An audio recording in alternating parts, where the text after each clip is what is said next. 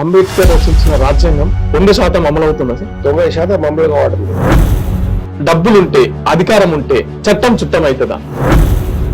మీ అనుభవం ఏం చెప్తున్నావు? లేదా ప్రజల అనుభవం ఏం చెప్తున్నది? సో డబ్బులకు న్యాయం కొనుక్కోవచ్చా?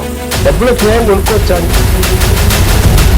అధికారంలో ఉన్నటువంటి వాళ్ళకి అనుకూలమైనటువంటి తీర్పులు చెప్పారు కాబట్టి వీళ్ళకి పదవులు వచ్చినాయని. సో రీసెంట్ గా ఢిల్లీ జస్టిస్ ఇంట్లో నోట్ల కట్టలు దొరికినాయి. దాని మీద మీ అభిప్రాయం ఏంటి? ఒక జడ్జి కూడా డబ్బులకు న్యాయం చేస్తున్నాడంటే ఇంకా న్యాయం అనే పదాలు కూడా మంత్రులు తీసుకోవచ్చా, ఎమ్మెల్యేలు తీసుకోవచ్చా?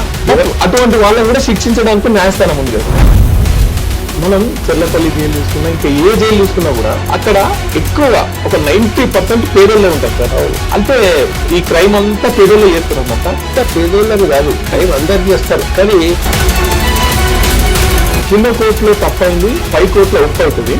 కింద కోర్టులో ఒప్పు అయింది, పై కోర్టులో తప్పు అవుతుంది. ఎట్లా కింద కోర్టులో తప్పు అయింది, పై కోర్టులో ఒప్పు ఎట్లా అవుతుంది?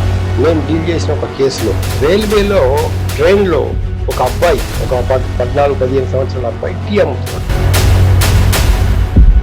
అవన్నీ ఉన్నప్పుడు సరైన తీర్పులు వస్తే కింది కోర్టు తప్పు చేసినప్పుడు పై కోర్టు కరెక్ట్ చేసే అవకాశం ఉంటుంది. 100 మంది నేరస్తులు బయట తప్పించుకొని వెళ్ళినా కూడా ఒక్క నిర్దోషి కూడా శిక్ష అనుభవించడానికి వీల్లేదని చెప్తారు.